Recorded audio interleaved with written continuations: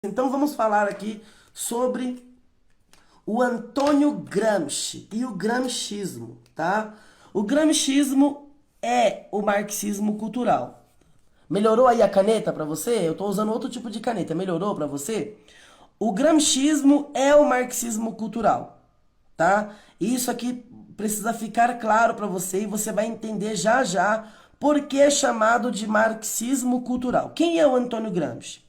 O Antônio Gramsci, ele é um italiano que ele está experimentando ali entre a década de 20 e a década de 30 a ascensão do governo do Benito Mussolini e do fascismo, tá certo? O Antônio Gramsci, ele é marxista.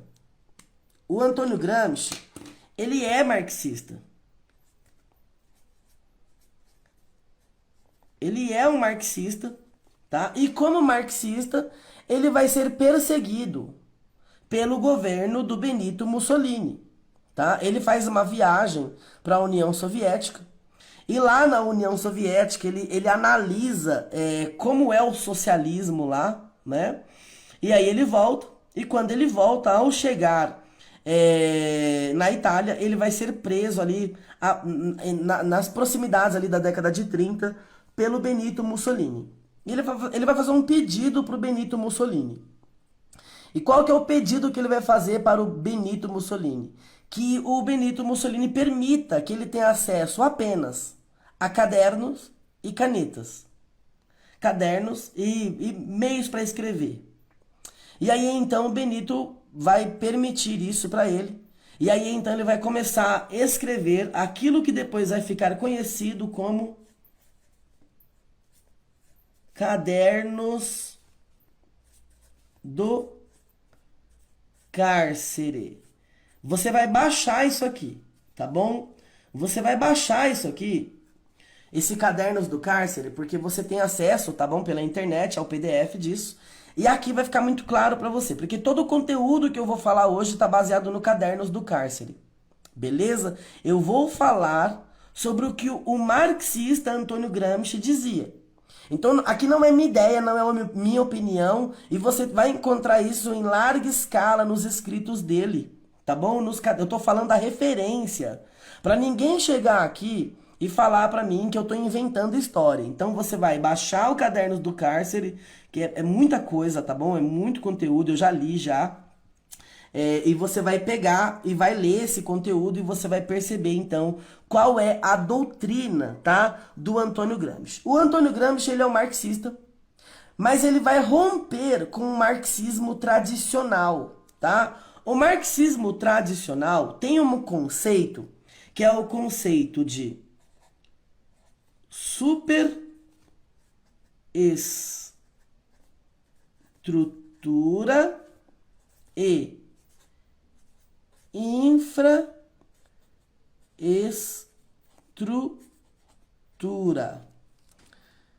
Segundo o Marx, a infraestrutura determina a superestrutura, segundo Marx. O que é infraestrutura?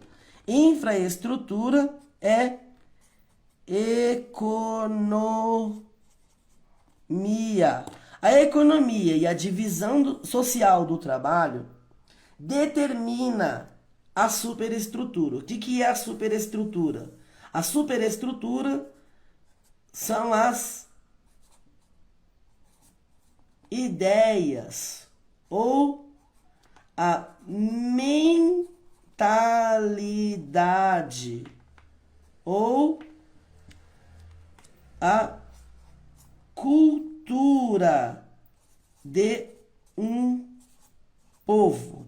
Então, olha só, o Marx vai dizer que a economia, o modelo econômico, no caso, o modelo econômico do Marx, que o Marx está criticando, é o modelo econômico capitalista,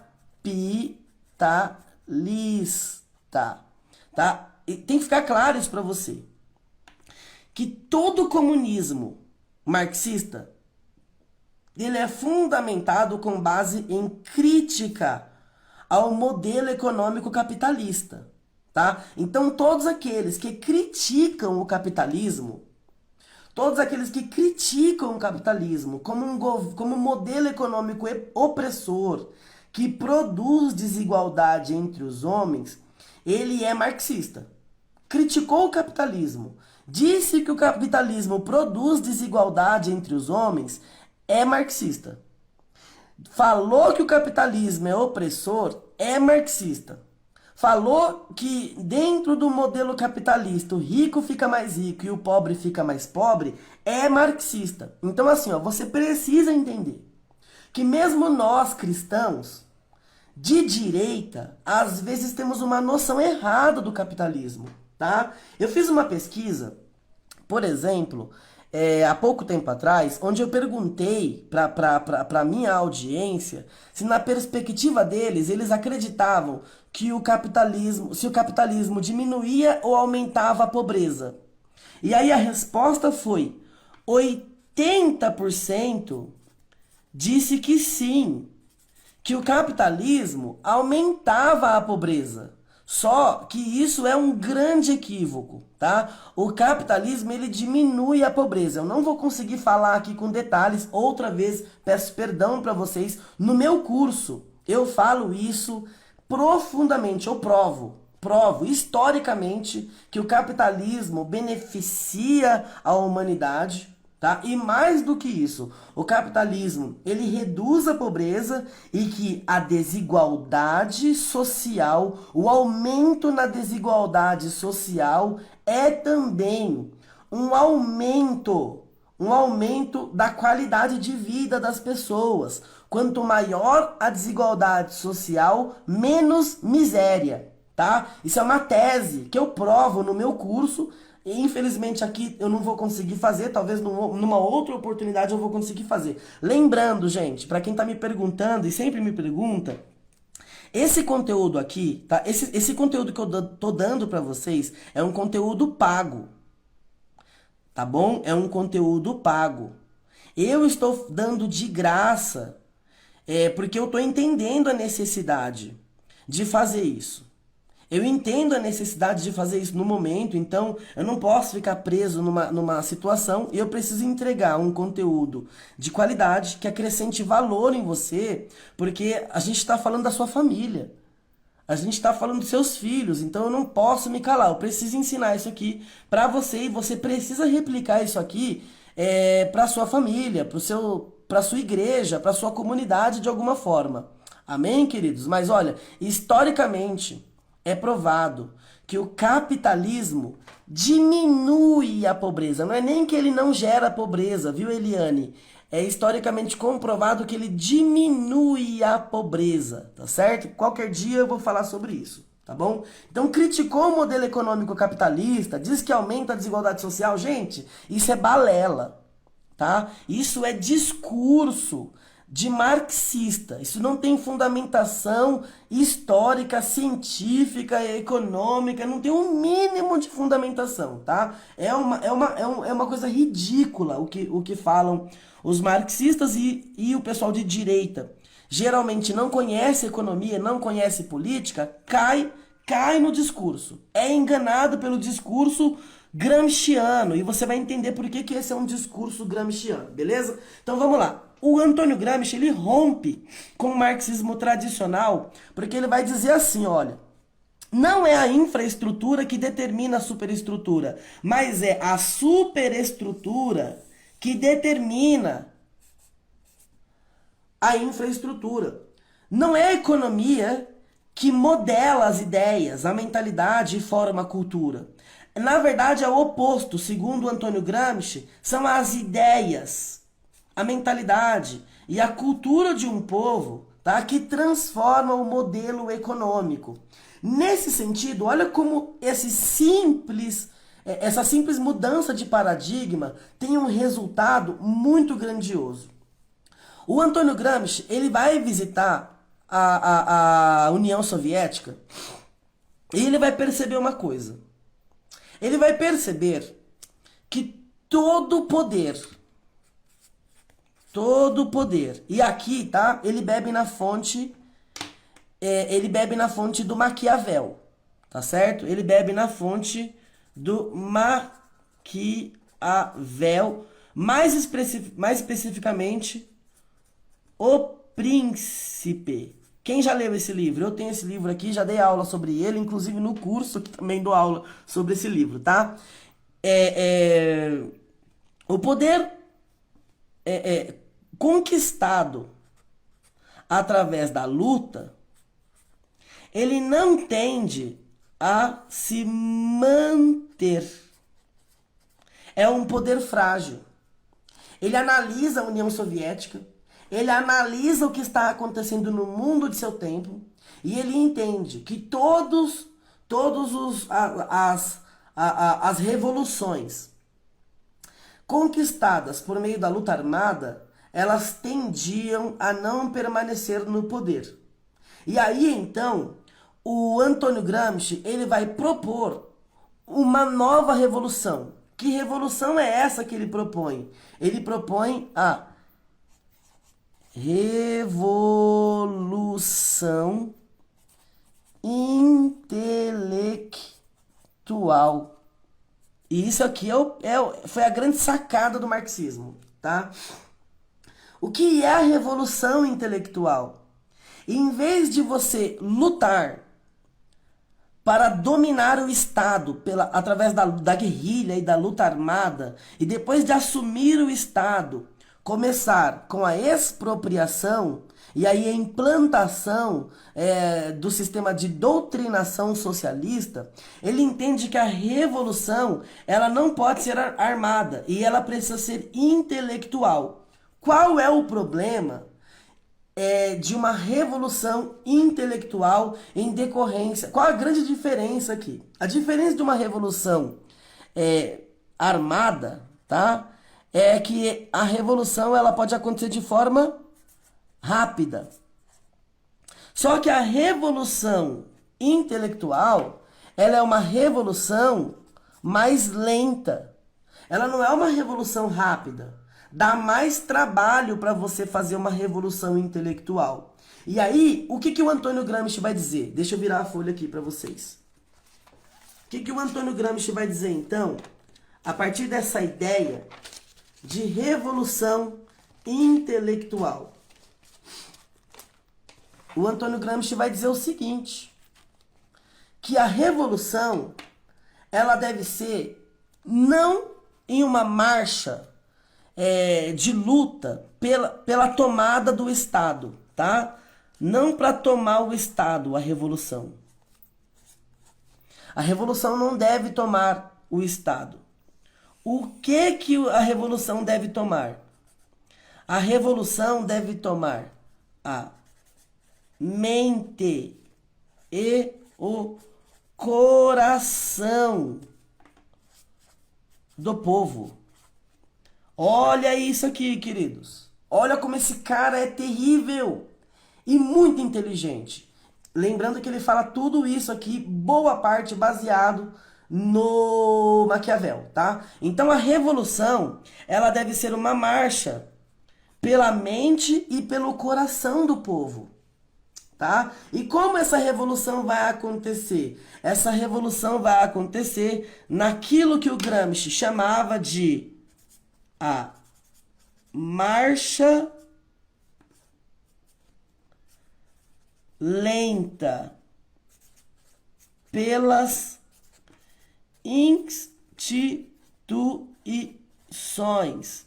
Quais instituições? Instituições formadoras de cultura, tá? Família, sistema educacional e mídias informativas, que é o jornal, tá? Os jornais, artigos, enfim, periódicos, etc, tá? Como essa revolução acontece? Olha o que o Antônio Gramsci vai entender. O Antônio Gramsci, ele é italiano. E ele está preocupado em que o socialismo avance na Itália e no Ocidente. Essa é a preocupação dele. Ele vai fazer uma análise e uma comparação entre por que o socialismo avançou no Oriente, tá? No leste europeu, na Ásia, mas não avançou até aquele momento, tá? Não tinha avançado em nenhum país, vamos dizer assim, das Américas, do Ocidente e do Oeste europeu. Ele vai descobrir uma coisa. O que ele vai descobrir? Qual que é a diferença dessas sociedades? Ele vai perceber algumas coisas importantes. Qual coisa que ele vai perceber? Que no Oriente, onde o socialismo avançou, havia uma fragilidade moral. O que era uma fragilidade moral na percepção do Antônio Gramsci? Eram noções não distintas de certo e errado, tá? Então eram sociedades mais relativistas. Ele percebe que o socialismo só avançou onde havia fragilidade moral, não tinha uma noção muito bem definida de certo e errado, e não tinha um padrão absoluto a ser seguido, tá? Eram noções muito relativistas. Em contrapartida, não avançou no Ocidente. Por quê? No Ocidente, queridos, tudo isso não acontecia. Por quê?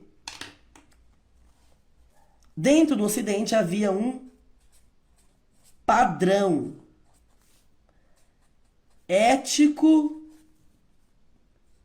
e moral muito forte.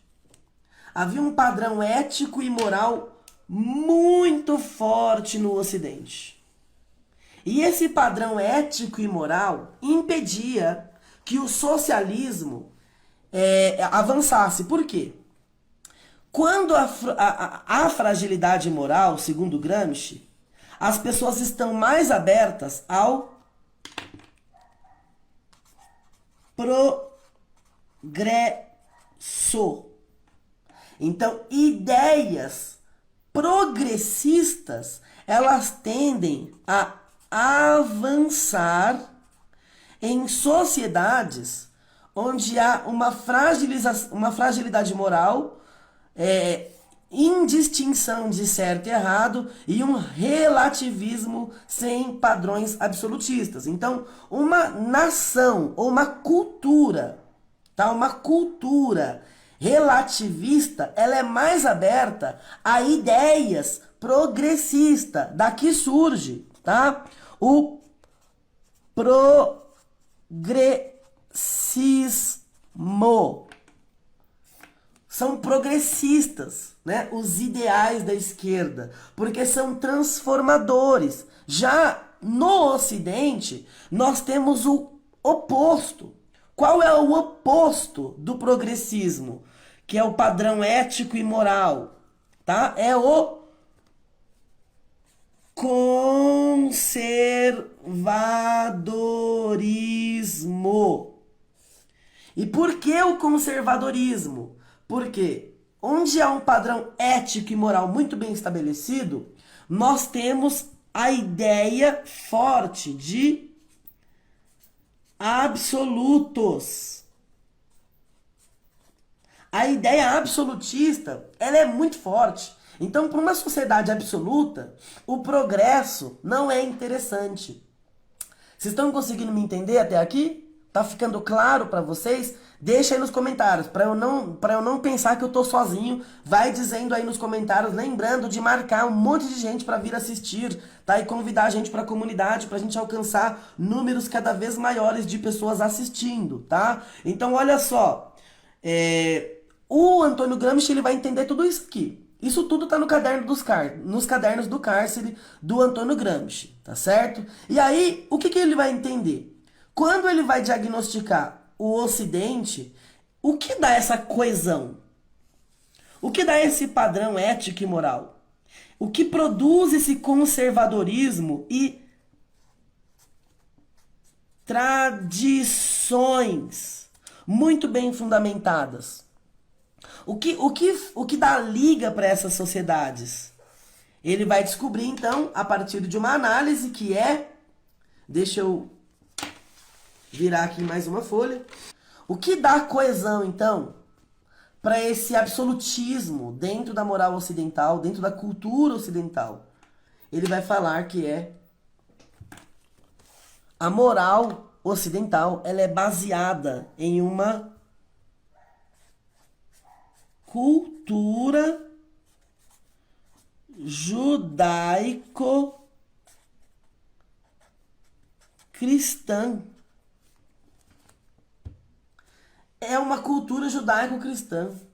E a cultura judaico-cristã, ela é a base moral e ética do Ocidente.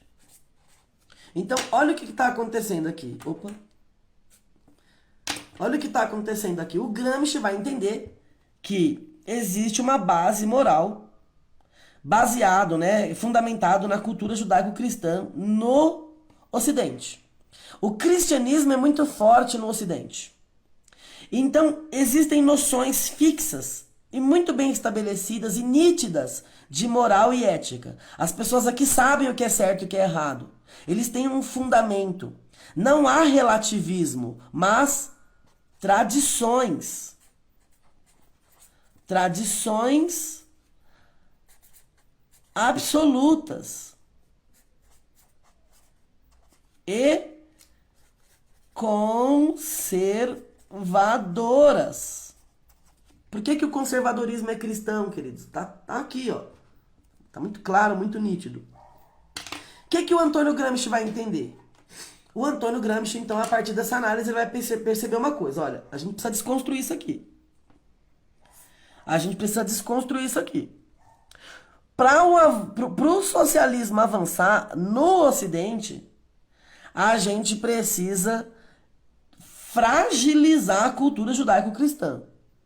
Porque qual que é a ideia do Antônio Gramsci? O Antônio Gramsci tem a ideia de avançar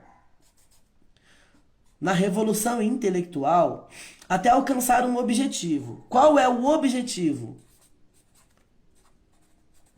do marxismo cultural, gramscismo? O objetivo é a hegemonia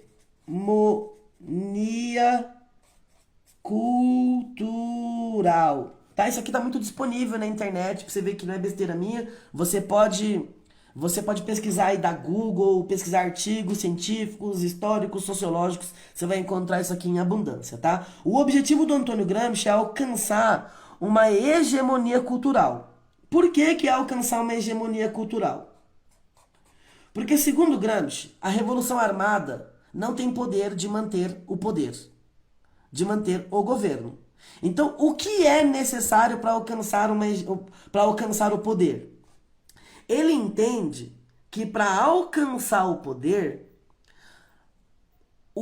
a revolução intelectual tem que batalhar pela mente e o coração das pessoas. Você lembra disso? Então, qual é a função do Partido Comunista?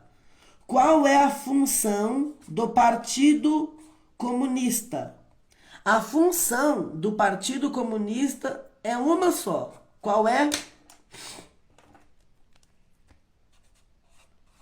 Doutrinar. A função do Partido Comunista é diferente de ganhar as eleições. Olha isso, gente. Presta atenção. É diferente de ganhar as eleições.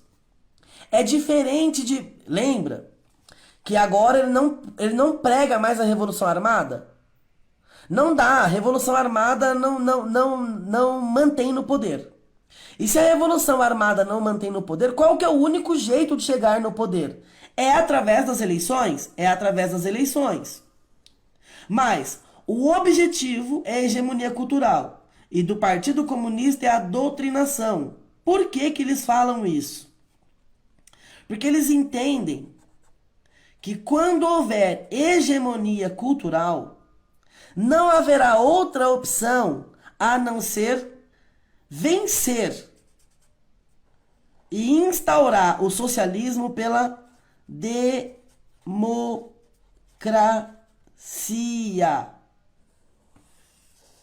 Nasce então aquilo que vai deixar de ser o socialismo puro no Ocidente e vai se tornar a social democracia.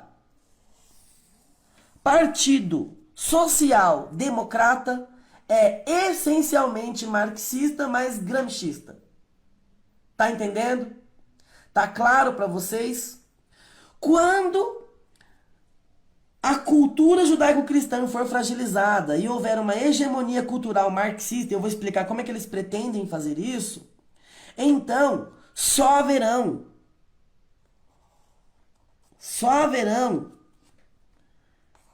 candidatos de esquerda, candidatos socialistas. Porque na hegemonia cultural,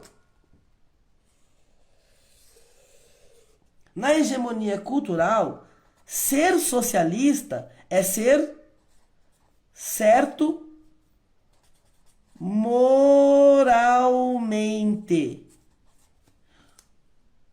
Lembra do politicamente correto? É isso aqui. Na hegemonia cultural, é certo ser socialista. Então vai chegar uma hora que as pessoas serão doutrinadas, vão passar as gerações e nós só teremos pessoas que são hegemonicamente socialistas. Então a proposta do Gramsci é uma substituição da cultura judaico-cristã por uma cultura socialista, por uma cultura ideologicamente marxista. Tá claro para você? Vocês estão conseguindo entender? Tá tranquilo? Então vamos continuar. Como eles então pretendem alcançar a hegemonia cultural? Qual que é o passo a passo? O passo a passo é o seguinte. Segura aí que eu vou virar de folha. É muito conteúdo, né, gente? E eu confesso para vocês que eu tô resumindo para vocês, tá? Tô resumindo para vocês entenderem, mas para ficar mamão com açúcar, arroz com feijão para você entender. Como então a gente vai marchar lentamente pelas instituições? Como que a gente vai alcançar a hegemonia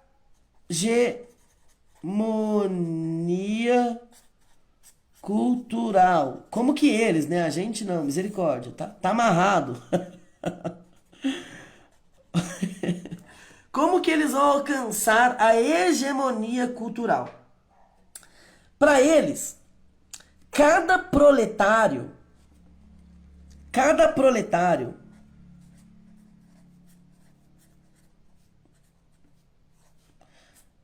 é diferente de um guerreiro ou soldado armado. Como então o proletário, que é a massa, né? A massa militante da esquerda, marxista, socialista. Como eles vão militar? Como que vai ser a militância? Eles vão ter que se tornar... Eu vou escrever de vermelho até.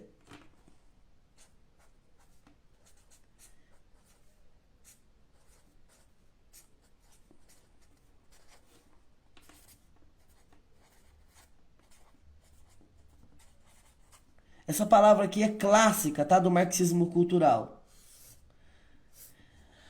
O proletariado, ele, em vez de eles serem treinados em guerrilhas, para pegarem armas, para se tornar um soldado armado, para tomar o Estado. Como ele não vai tomar o Estado à força, ele vai tomar o Estado através da revolução cultural, através da hegemonia, através da revolução intelectual. A militância precisa ser de forma diferente. Ele precisa militar como um intelectual orgânico. E o que faz o intelectual orgânico? O intelectual orgânico, ele é um didata. Ele é um educador, transformador. O Gramsci vai dizer assim, olha, a família é o principal núcleo, que constitui uma sociedade. Só que a família é muito cristã. É muito cristã. A gente não vai conseguir tomar a família. O que a gente consegue tomar primeiro? A gente consegue tomar primeiro o sistema educacional. E como que a gente toma o sistema educacional? Simples. O intelectual orgânico, em vez dele treinar guerrilhas, eles vão todos se formar como educadores. Eles vão se formar em educadores que produzem educadores. Esse é o objetivo. Um educador que forma outro educador através daquilo que eles chamam de doutrinação, tá? Então, através da doutrinação, o militante de esquerda, o militante marxista, ele precisa entrar nas universidades, ele precisa aprender para se tornar professor, para ir dar aula, tá? Em todos os períodos, ele precisa dar aula. Desde a primeira infância,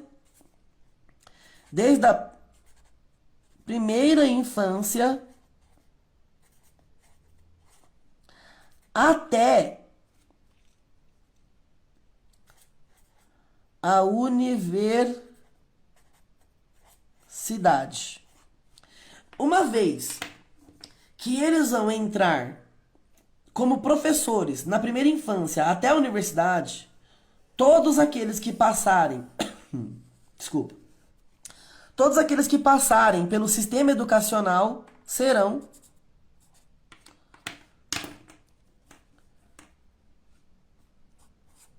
doutrinados na ideologia. E aí, queridos, aí é que tá a questão aqui. Eles tomam em primeiro lugar o sistema educacional, porque o sistema educacional é o que produz conhecimento e transmite conhecimento. Então, toma o sistema educacional, certo? Desde a primeira infância até a universidade, os militantes intelectuais orgânicos marxistas vão, então, doutrinando ideologicamente os nossos jovens, formando nossos jovens e crianças, formando uma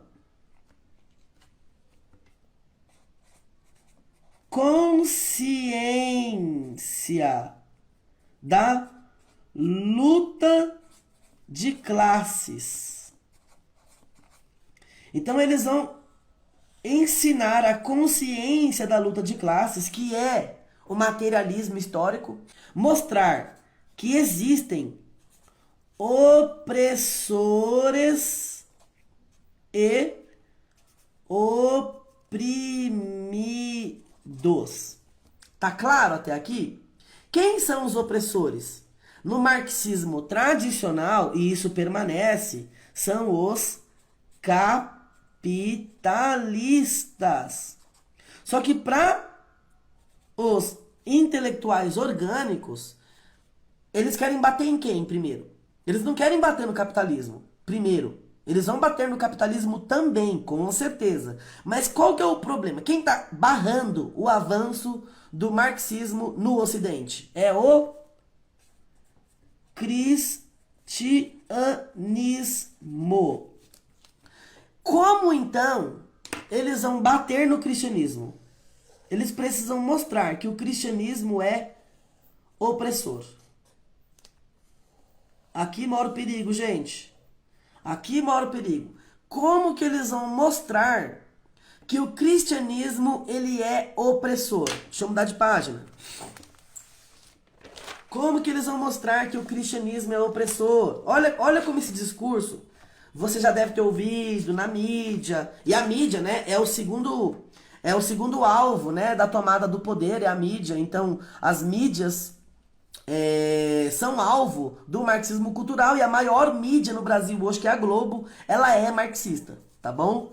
O maior jornal, Folha de São Paulo, Estado, tudo de esquerda. Tudo de esquerda. Os grandes jornais brasileiros, os grandes formadores de opinião, enfim, são todos eles de esquerda. Infelizmente, o marxismo conseguiu o objetivo deles lentamente. Da década de 30 até hoje, isso foi sendo construído paulatinamente, tá? Aqui no Brasil, a gente vai ter um nome muito importante para a vitória, né, do marxismo cultural, que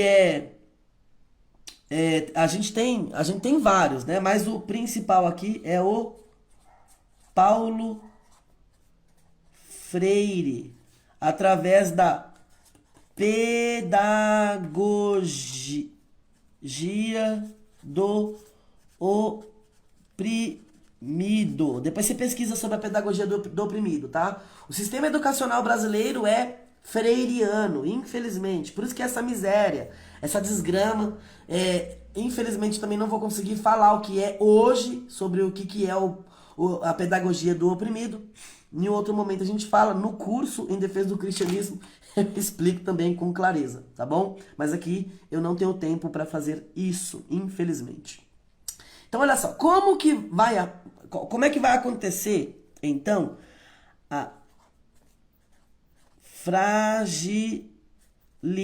sai mosca, tomei banho. Fragilização da moral cristã. Como que isso vai acontecer? Como é que isso vai ser possível?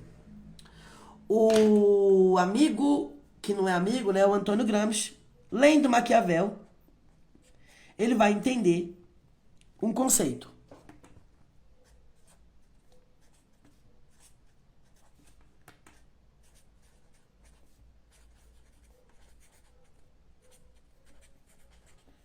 Que é uma tática utilizada pelo Maquiavel, né? Ensinada pelo Maquiavel no livro O Príncipe também, né? Na Arte da Guerra você aprende isso. O Maquiavel também ensina isso muito, muito claramente. Dividir para conquistar. Como que vai dividir o cristianismo? Como que vai se fragilizar o cristianismo?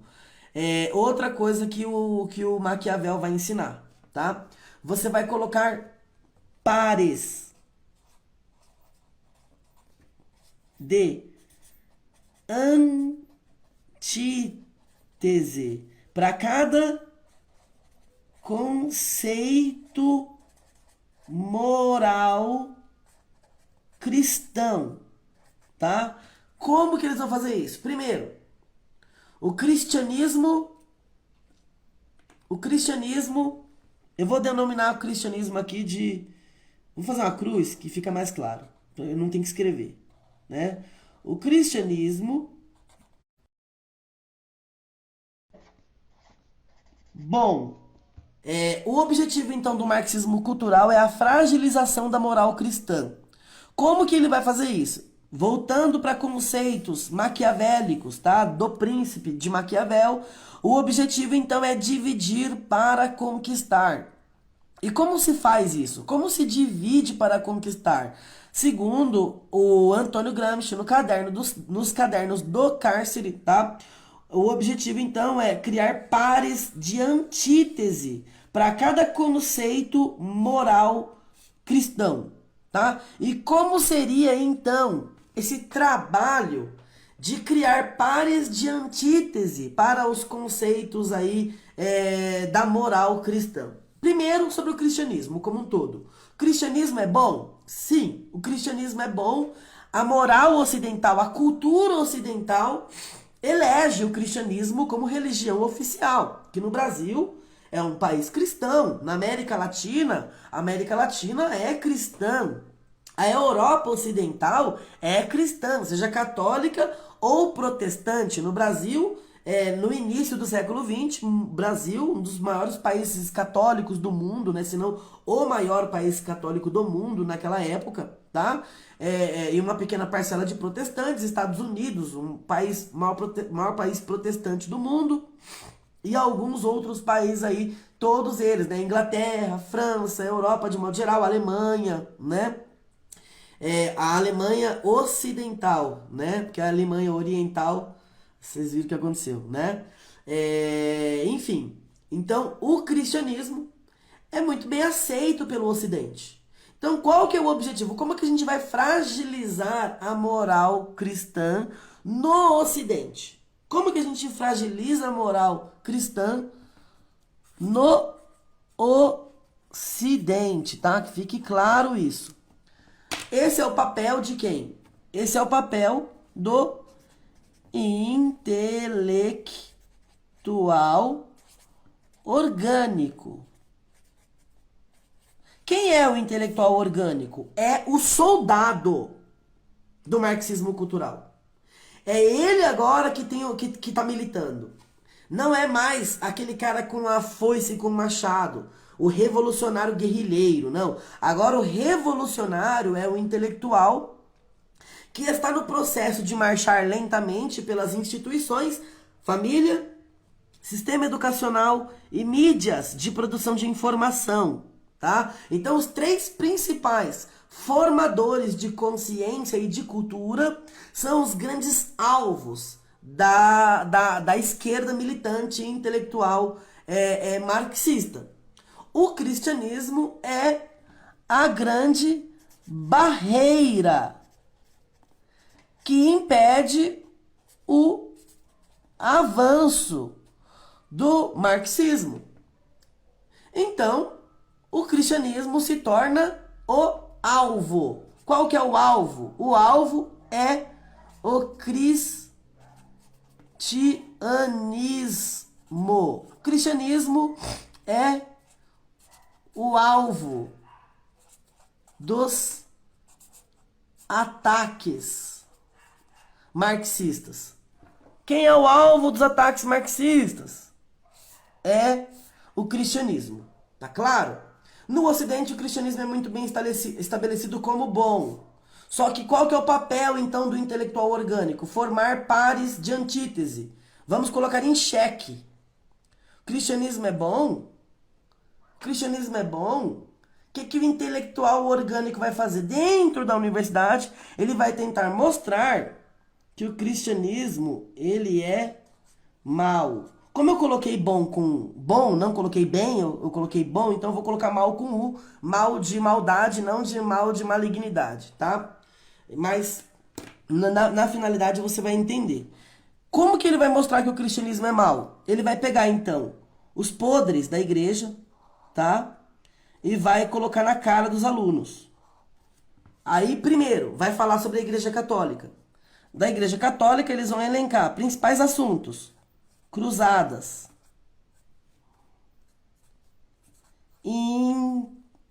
Droga, errei. Inquisição. Vão falar sobre as cruzadas.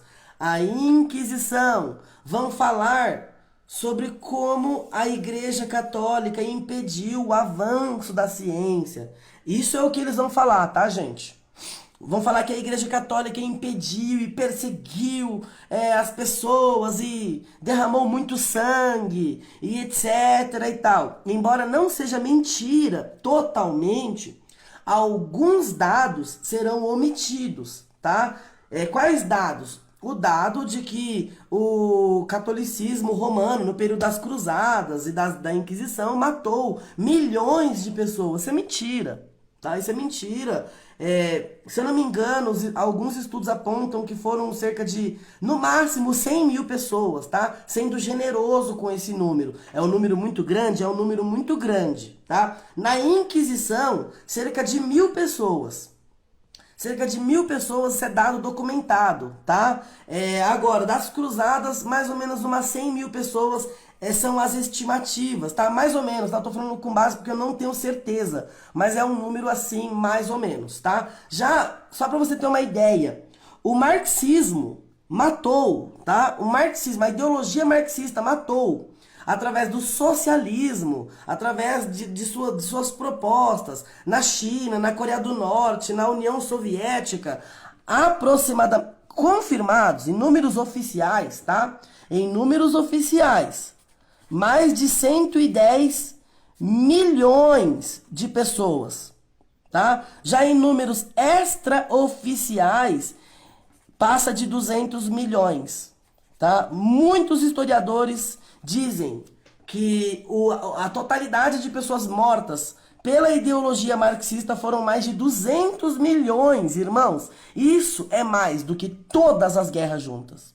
De que todas as catástrofes, todas as doenças, de tudo que já aconteceu de ruim na humanidade, junto, somado, tá? Todas as guerras, Primeira, Segunda Guerra Mundial, as guerras do passado, guerras gálicas de César, guerras do período de Revolução dos 30, guerras, todas as guerras juntas, mas todas as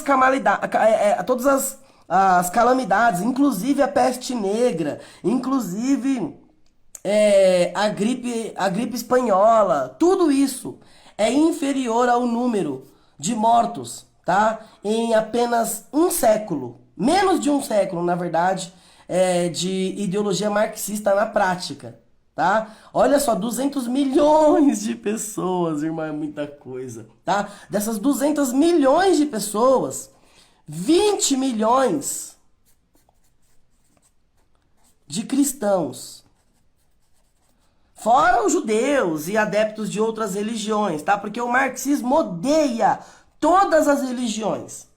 Todas as religiões, tá? Mas, no Brasil, o alvo do marxismo cultural é o cristianismo, porque ele impede o avanço do socialismo, tá? Então, vamos colocar pares de antítese. Como que a gente coloca pares de antítese? Primeiro, o cristianismo é bom. Não, o cristianismo é mau. O cristianismo matou a religião em nome de Deus, matou centenas de pessoas, isso para o catolicismo.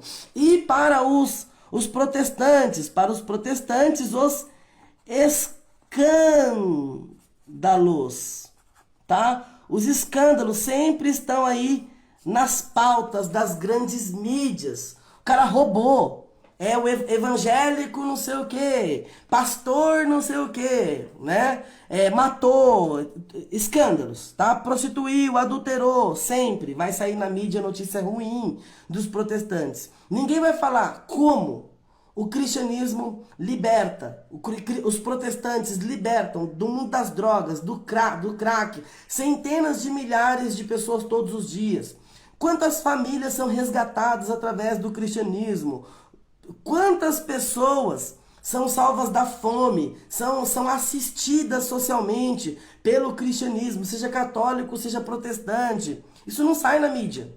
Prostituta vira mãe de família e ninguém fala. Marido alcoólatra que batia na mulher vira pai de família, idôneo, trabalhador. Ninguém fala. Isso não é interessante para a mídia. Então a mídia oculta fatos positivos do cristianismo e revela os negativos, tá certo? Que mais, queridos?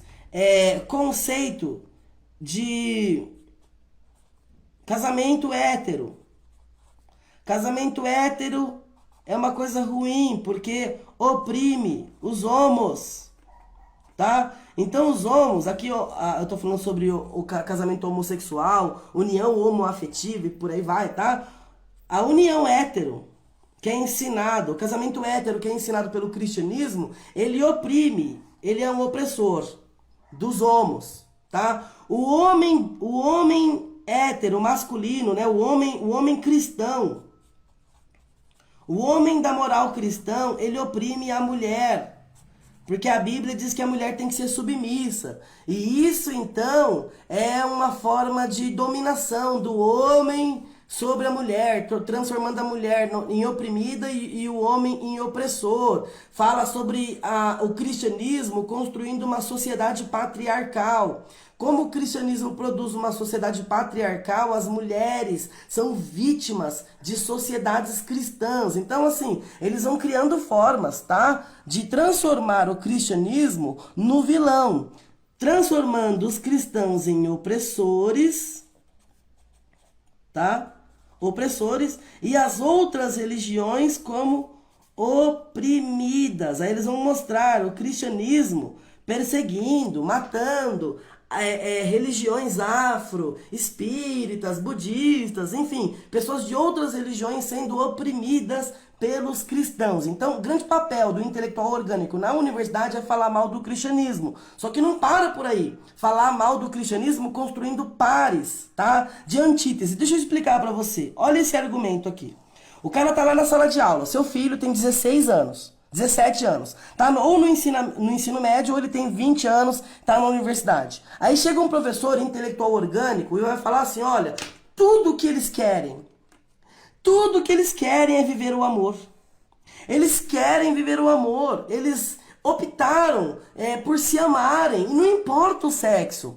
Eles só querem ser respeitados. Quantos desses homens foram expulsos de seus lares por outros homens retrógrados, conservadores, numa visão ultrapassada, cristãos, né, e tudo mais. Essas pessoas foram oprimidas, expulsas de seus lares, são vítimas de uma opressão cultural. Os homossexuais, e tudo que eles querem é ser feliz com a pessoa que eles amam, etc. Aí o seu filho, o menino de 17, de 20 anos, ou até mesmo de 6, 8 anos, tá? Como já acontece, vai ouvir esse discurso e vai falar, nossa, coitado, tadinho, ele só queria viver o amor dele. E ele foi proibido. Mas por que ele foi proibido? É culpa do cristianismo.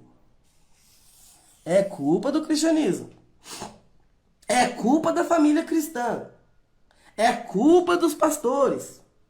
É culpa do cristianismo reacionário, opressor, conservador, que proíbe o progresso, etc, etc, etc, tá? Então começa por aí. Eu não vou entrar muito a fundo, tá? Mas é isso que acontece. Quando o seu menino vai pra escola, é isso que ele aprende. Ele aprende que o cristianismo é uma forma de opressão. Lembra que o Marx fala que o pai, ele é um opressor da mulher e da criança? O Paulo Freire fala isso. O Paulo Freire fala que o pai é um opressor e fala que o professor é um opressor, tá? Então é terrível, gente, é terrível. Tudo isso está na escola. Se você pega a cartilha, o currículo escolar, tá?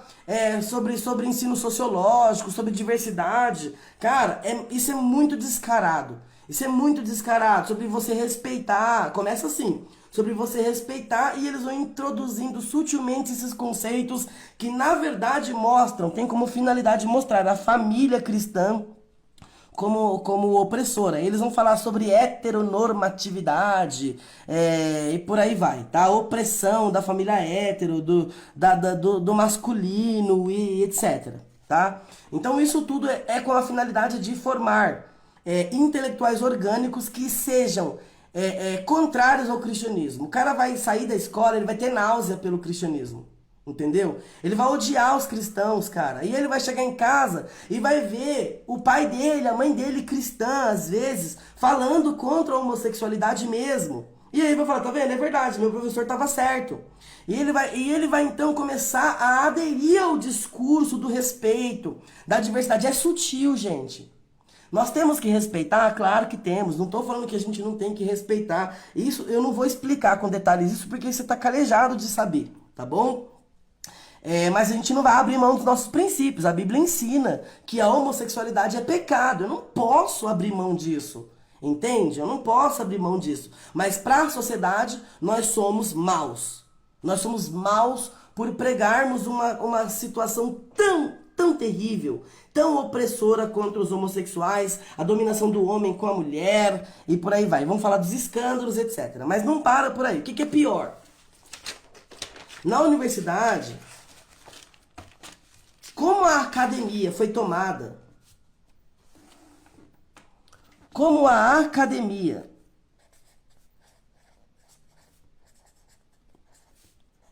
é marxista, logo, nós vamos ter uma hegemonia de acadêmicos marxistas. Isso quer dizer que a ciência, o saber científico, vai ser marxista. Certo?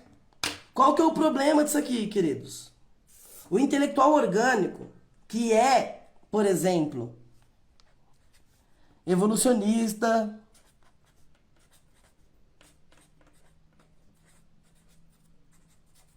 e fundamentalmente ateu, ele vai começar a ensinar, tá? O professor que é um intelectual orgânico, isso aqui é um I, tá, gente? Deixa eu colocar assim, agora piorou, né? Que é um intelectual, agora piorou de vez, mas tá bom, você entende, você tá entendendo. Eu tô falando, você tá entendendo. O professor que é um intelectual orgânico, que ele é um ateu, ele é marxista, ele é evolucionista, quando ele chegar na sala de aula, ele vai começar a falar. O professor vai bater no quê? Ele vai bater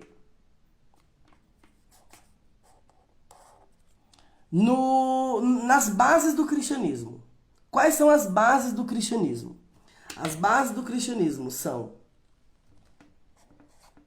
Deus e a Bíblia. Certo? Você concorda com isso? Essas aqui são as bases do cristianismo. Essa aqui é a base do cristianismo. Tá claro para você? Você concorda comigo que é a base do cristianismo? Deus, a Bíblia, Jesus. O professor vai falar assim, ó. Deus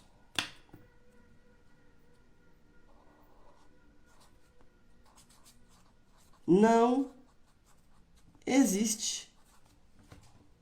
Deus não existe. A Bíblia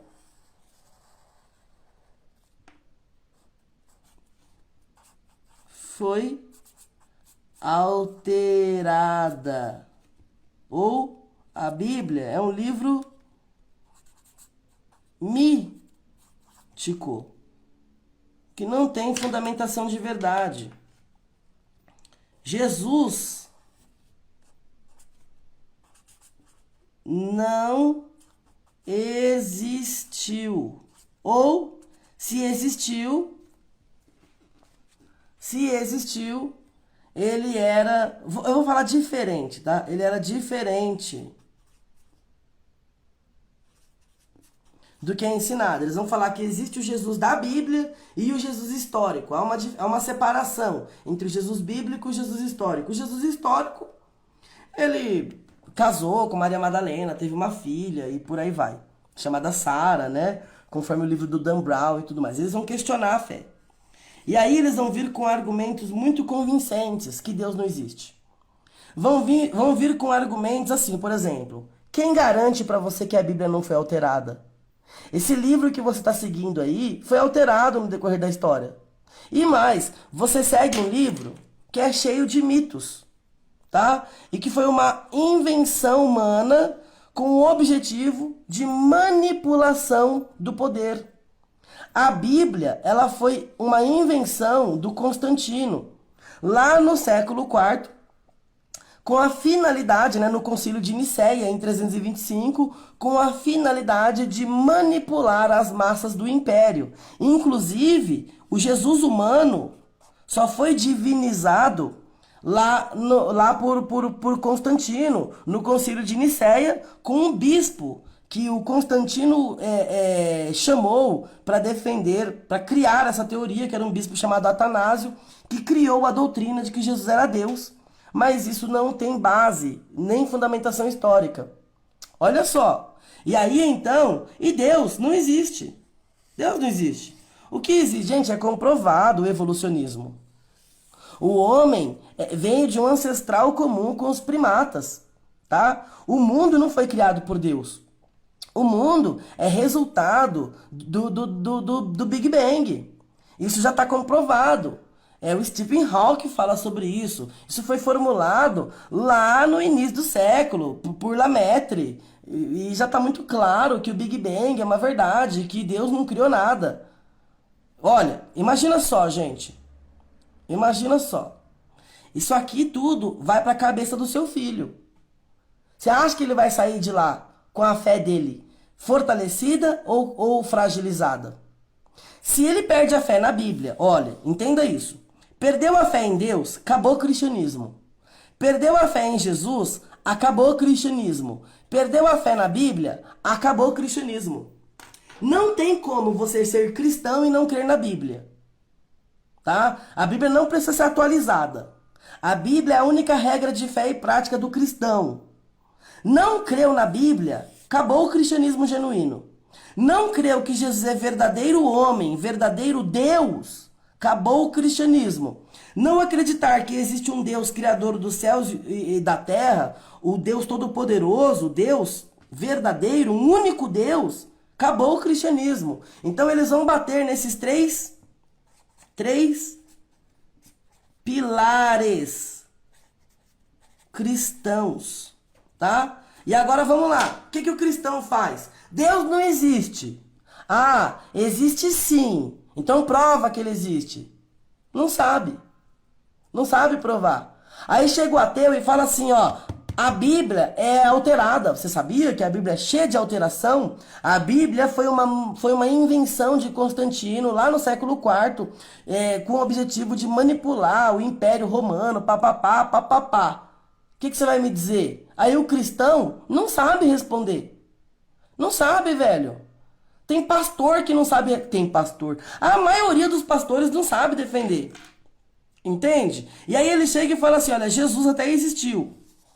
Jesus até existiu, mas ele nunca foi, conforme diz a Escritura. O Jesus histórico, ele é uma coisa. O Jesus mítico da Bíblia é outra coisa. Inclusive, o Jesus mítico da Bíblia, ele é uma construção com base na junção de várias mitologias, como mitologia egípcia, mitologia grega, mitologias da Mesopotâmia, cópita, Jesus, Osíris, Ra. Tem vários deuses mais antigos que Jesus, que nasceram de uma virgem, tiveram 12 discípulos, andaram sobre a água, morreram, ressuscitaram dos mortos. Eles vão falar isso. E Jesus é um compilado de tudo isso. Você sabe defender? O seu menino, seu filho, sabe defender disso? Hã? Você pastor, você pregador, nós estamos preparados para esse debate? Você sabe defender a sua fé em Jesus Cristo? Abre lá em 1 Pedro 3,15. 1 Pedro, capítulo 3, versículo 15. 1 Pedro, nossa, eu abri direto. Foi de Deus. Olha lá. 1 Pedro capítulo 3, verso 15. Aqui, ó. Essa letra gigante. Mas antes, santificai a Cristo como Senhor em vosso coração. Estais sempre preparados para responder com mansidão e temor a todo aquele que vos pedir a razão da esperança que há em vós. O Pedro está falando que você precisa estar preparado, olha aqui, ó, preparado para responder com mansidão e temor a todo aquele que pedir a razão da sua esperança. Você tem que saber defender a sua fé. É necessário fazer apologética. E qual é o alvo da apologética cristã hoje? O alvo da apologética cristã não é mais o testemunho de Jeová. O alvo da apologética é marxista. Ele é o marxismo, porque é o intelectual orgânico, é o professor, é o formador de opinião, é o influencer, né? Seja na escola, seja na mídia, é ele que vai lançar ataques contra o cristianismo. Agora, ele é um intelectual orgânico. O cara estudou, velho. Ele tá replicando informação de terceiros? Tá. O argumento dele é frágil. Pra quem conhece, é. Tá? Isso aqui, todos esses argumentos que eu falei são facilmente derrubados, facilmente destruídos, tá? Então, existem argumentos sólidos. Por exemplo, você sabia que a Bíblia é a literatura clássica antiga mais confiável pela historiografia que existe? Se você disser que a Bíblia foi alterada, você é um grande ignorante. Todo ateu que fala, todo intelectual que fala que a Bíblia foi alterada, que a Bíblia não é confiável, ele é um grande ignorante, está replicando informação de terceiros. Se o cara fala que a Bíblia foi inventada pelo Constantino no Concílio de Nicéia, é um grande ignorante, porque o Concílio de Nicéia sequer tratou sobre o cânon em 325 da era cristã. Sequer tratou sobre o cânon. E existe um teste de apostolicidade dos escritos, um teste de canonicidade dos escritos bíblicos. E existem provas muito bem documentadas, tá? Muito bem documentadas de que o cânon cristão, ele é aceito pela comunidade cristã primitiva muito antes do Constantino aparecer, de que Jesus é adorado como Deus. Tá? Nós temos cartas históricas, por exemplo, o Plínio o Jovem, nós temos Flávio Joséfo, nós temos Marabar Serpião, nós temos tantos historiadores e escritores do primeiro século que mostram que Jesus é Deus. Temos pais da igreja, como Atenágoras, como Justino Mártir, como Tertuliano, como tantos, como Orígenes, como Inácio, como Policarpo, que defendem a divindade de Jesus Cristo muito antes do concílio de Nicéia. Então, assim, não está preparado. Ou para defender o cristianismo, precisa se preparar. Porque se você é pastor, entende isso? Se você é pastor, está me ouvindo, e você não está ensinando isso na sua igreja, o que você está ensinando?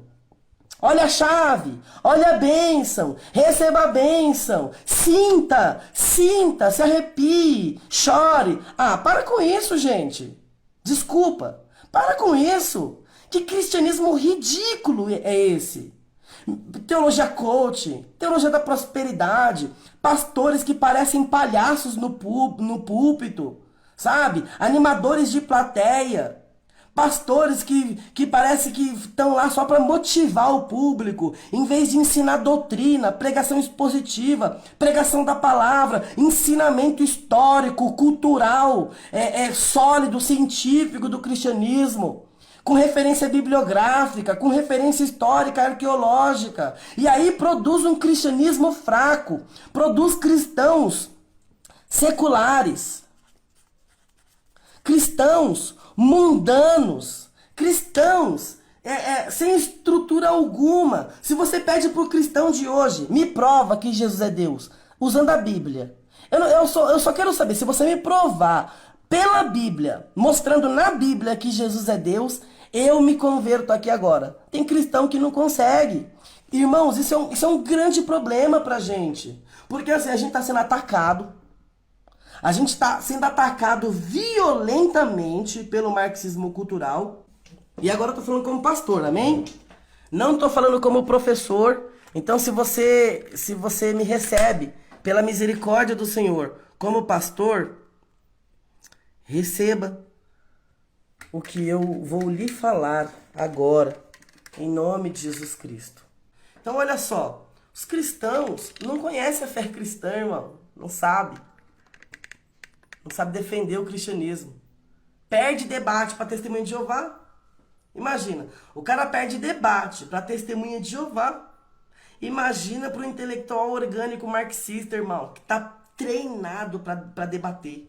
Entendeu? Ele vai tomar pau. Então, assim, você cristão, você precisa aprender a defender a sua fé.